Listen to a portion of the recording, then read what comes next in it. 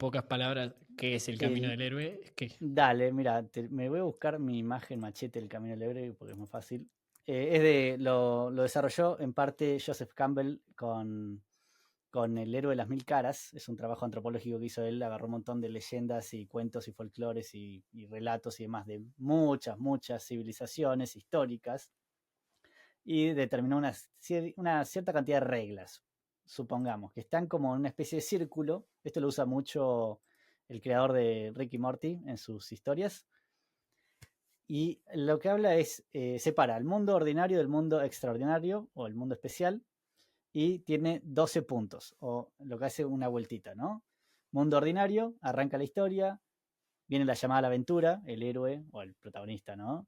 Recibe un llamado a la aventura, rechaza la llamada, en el tercer punto, después se encuentra con el mentor, atraviesa el umbral, o sea, pasa la puerta al mundo especial, el mundo extraordinario, acepta la aventura, ya está en la aventura.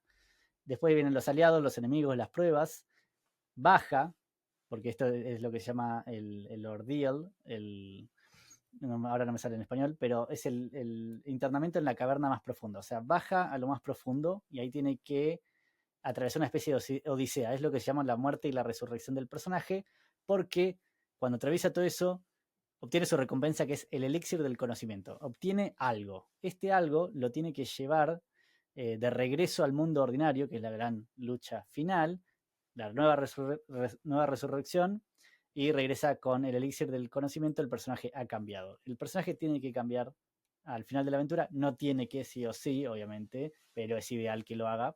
Y acá podemos entrar a cómo se escribe un buen personaje. Hay personajes como Indiana Jones o James Bond que no cambian al final de la historia, excepto en Indiana Jones 3, que como todos sabemos es la última película de Indiana Jones estrenada en cines. Eh, básicamente esto se repite mucho en el esquema, en la estructura del guión de cine. No todo, lo que te acabo de decir, no todo, pero casi todo sí. Y eso es lo más interesante de todo. O sea, el punto uno es el punto de ataque, ¿no? ¿Dónde arrancas tu historia? Hablemos de un guión de 120 páginas. Perdón. Pasa que acá tenemos una clase de guión y vamos a estar todo el día, pero importante. Una página de guión significa más o menos un minuto de tiempo en pantalla. Más o menos. Esa es por cómo se escriben las secciones y los diálogos, se especula que entonces un guión de 120 páginas son 120 minutos, o sea, 2 horas. Es el estándar, 2 horas. Más de 2 horas tiene que ser una muy buena película para entretener. La verdad, yo prefiero que las películas sean un poco más cortas, 2 horas, 2 horas y cuarto, pero no necesito que dure 3. Excepto que seas El Señor de los Anillos o Batman, no te voy a ver 3 horas de película. Pero bueno, o 90 minutos es un estándar también. Entonces tenés el punto de ataque donde arranca la historia, es re importante. En qué punto de la vida del protagonista y del conflicto arranca. ¿Con quién? ¿Con el protagonista? ¿Con el objeto de deseo? ¿Con el antagonista? ¿Con quién empezás? Bien, es el punto de ataque. Después nos vamos a ir al protagonista. Viene el detonante. El detonante es donde el protagonista entra en contacto con el conflicto principal por primera vez. Voy a poner de ejemplo Star Wars, la primera, que es el mejor ejemplo de todo. Arrancamos con el antagonista y arrancamos con el objeto de deseo, que es los planos de la estrella de la muerte. Eso es el objeto de deseo de la película. Después nos vamos a Luke. Luke, el detonante es que recibe estos planos, que es cuando recibe los droides. Que de hecho es la primera vez que vemos a Luke en la historia, es en el detonante. Después viene lo que se conoce como, bueno, en este periodo es donde él va a rechazar la aventura o no. Luke rechaza la aventura porque Obi-Wan le propone ir, él dice que no. Esto es típico. Incluso, por ejemplo, Neo en Matrix rechaza la aventura. Es común que los héroes, era común por lo menos, que rechacen primero. No, no aceptan. Por alguna razón no aceptan, no quieren ir. Algo pasa en el primer punto de giro, que es donde termina el primer acto, que obliga al protagonista a tomar una decisión. Es un callejón sin salida. Tiene que sí o sí cruzar el umbral. Tiene que entrar. En el caso de Luke, le matan a los tíos. Listo, no tiene que nada. Se quedó sin nada. A ver, él tiene una opción. O se queda en Tatooine o se va. El héroe siempre tiene la opción. Si no acepta el llamado, no hay historia. Así que siempre va a aceptar el llamado. Si no acepta el llamado, pone Eh, fin y que se vayan todos. si vos estás escribiendo una historia y tu héroe no acepta el llamado, discúlpame, pero no estás entendiendo nada de nada. Acepta el llamado, se van, listo. Entramos en el segundo acto. El segundo acto es un segundo acto donde va a haber muchos obstáculos, otros personajes secundarios. Entra en escena Han Solo, entra el Halcón Millennium. El Luke empieza a aprender a ser un Jedi, bla, bla, bla. Punto medio. El punto medio es un punto donde hay un cambio de suerte o un cambio de información, o se revela algo importante, o el personaje cambia de alguna manera. En Shrek 2 se toma la poción, de repente es humano.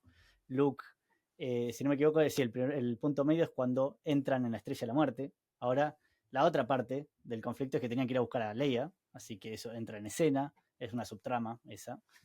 Bien, en fin, es una cuestión donde el personaje tiene que aprender y va a obtener un montón de recursos que le van a servir para enfrentar a la fuerza antagonista hasta el final del segundo acto, que es el segundo punto de giro.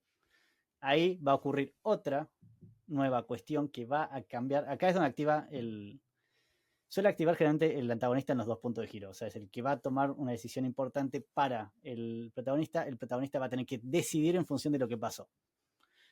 Pero como dijimos antes, tiene que ser activo, tiene que tomar una decisión. Matan a Obi-Wan.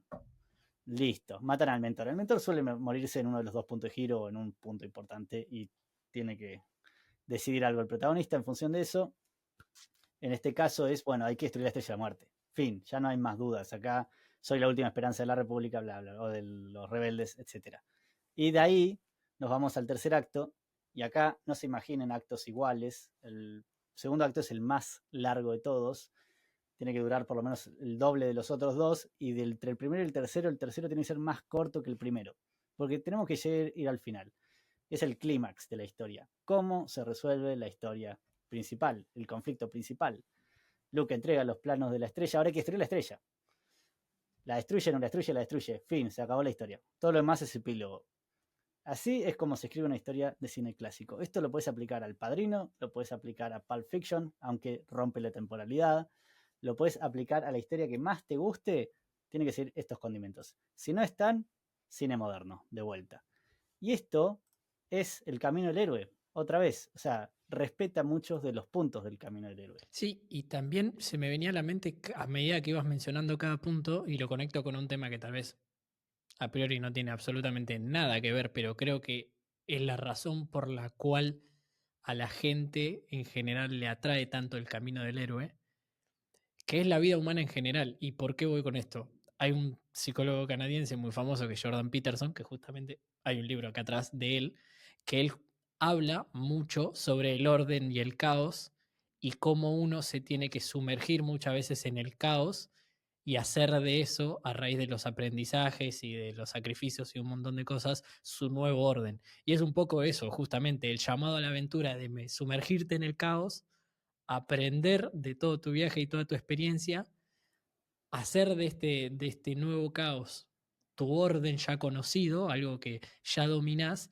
para ser una nueva persona, digamos. Y cómo tenés que dejar morir ciertas partes de tu persona para renacer en alguien nuevo, alguien mejorado, ¿se entiende? Entonces creo que también esa es una de las razones por las cuales a la gente le suele atraer tanto las historias y por eso el camino del héroe se ve reflejado en, como vos decís, grandísimas historias y en muchos relatos. Y antropológicamente en todas las civilizaciones humanas. Jordan Peterson sí es un genio. Y esto es la gran diferencia en una historia de lo que es la vida real, ¿no? Uno puede decir, yo incluso a veces hago chistes de pasa algo en la vida real, ¿no? Bueno, es una peripecia, ¿no? Te cambió la suerte, estás atravesando un obstáculo, tenés que superarlo. La gran diferencia entre una historia y la vida real es que la vida real sigue. Con un poco de suerte, muchos, muchos años, ¿no? Hasta que se termina. Pero si querés, del principio al final, todo es el camino. Y esa es la gran diferencia si querés volvemos a las secuelas, que las historias tienen un punto y un final, pero no suele ser necesariamente la vida de una persona. A mí me parecen muy aburridas las películas que es el nacimiento de alguien y termina con la muerte de alguien, que son las películas biográficas que los hacen así. Es nada más aburrido que ver toda la vida de alguien, porque no toda la vida de alguien es interesante. Pero fuera de eso, a veces Star Wars terminó, listo. Ahí terminó. Luke encontró el elixir, cambió, aprendió algo, fin. Volvemos a la siguiente. Ahora tiene que aprender algo distinto. En el caso de Star Wars, al menos la trilogía original, funcionó.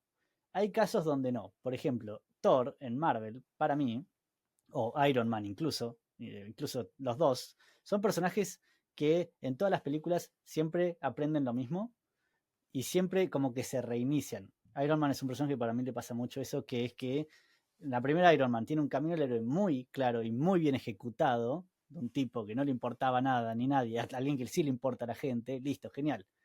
En la secuela es alguien que no le importa a nadie, y tiene que, y en la tercera es lo mismo, y en Avengers es lo mismo, y siempre es lo mismo. Entonces, eso es lo que ocurre cuando no querés salirte de la fórmula, no querés enfrentar al personaje con otras cuestiones nuevas, pero tiene que tener sentido si te vas a salir de la fórmula. En The Last Jedi, la octava película de Star Wars, a mí no me gusta, y lo que le hicieron a Luke en esa película, para mí, o sea, te celebro que quieras hacer algo distinto y a la par rompiste completamente la lógica interna del personaje. Y eso es lo que tenés que evitar. O sea, vos podés hacer algo distinto y nuevo, genial. Pero respetá al menos la lógica de una persona, porque unas personas puede cambiar, sí, pero no puede ser radicalmente distinta. Eso es lo que la gente no va a conectar nunca. Y nos pasa en la vida real también, ¿no? Creo Te yo. puedo dar, te puedo Sí. dar un ejemplo bastante nabo, pero ahí sale mi lado gordo friki. Con algo que me pasó así y que realmente creo que rompió la interna de todo el personaje, que obviamente entiendo y dio pie a lo que vino después, pero en la primera película de la nueva saga, si se quiere, de Dragon Ball Z, Goku, no sé si la has visto, no sé si estás familiarizado con el tema, que es ¿El la Dragon guerra Ball de los Super? dioses. La primera película es la guerra de los dioses, que Sí. bueno, llega Bills, que es el dios de la destrucción, bla, bla, bla, bla, y se enfrenta con Goku. Y la película literalmente termina con Goku rindiéndose ante Bills y pidiendo medio que lo entrenen, cuando uno que es medio fanático de Dragon Ball Z sabe que Goku nunca se rendiría. O sea, matalo, lo vas a tener que matar, pero no se va a rendir. Y creo que eso fue gran parte del descontento de la gente, porque rompió literalmente la única lógica más fiel del personaje, que es el tipo no se va a rendir y te va a tratar de cagar a piña cuando pueda, y si lo cagas a piña va a estar contento, va a estar todo destruido, pero rendir no se va a rendir nunca. Sí, es verdad. Goku es un personaje que de hecho prefiere que el malo se haga más fuerte para poder enfrentarlo en su máximo potencia y ganarle así o no ganarle. Y es más, se han muerto varias veces. Si te gustó el clip de recién, acá te dejo la entrevista completa y no te olvides de ponerle me gusta al video para que el algoritmo haga su laburo y siga mostrándoselo a más gente y más gente y más gente. Nos vemos.